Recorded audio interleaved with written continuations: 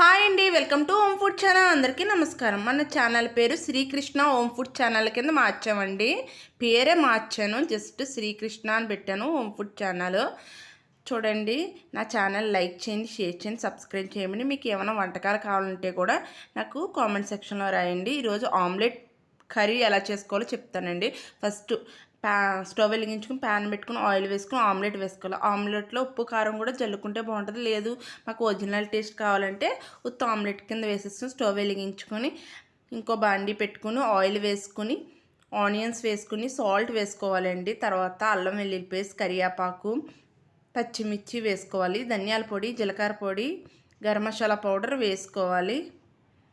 కారం 2 స్పూన్స్ వేసుకోండి. మీకు కారం టేస్ట్ తగినంత. చిన్న నిమ్మకాయ అంత పేరు చింతపండు తీసుకుని ఓ గిన్నెలో నానబెట్టుకుని దాని గుజ్జు తీసుకుని పక్కన పెట్టుకోండి.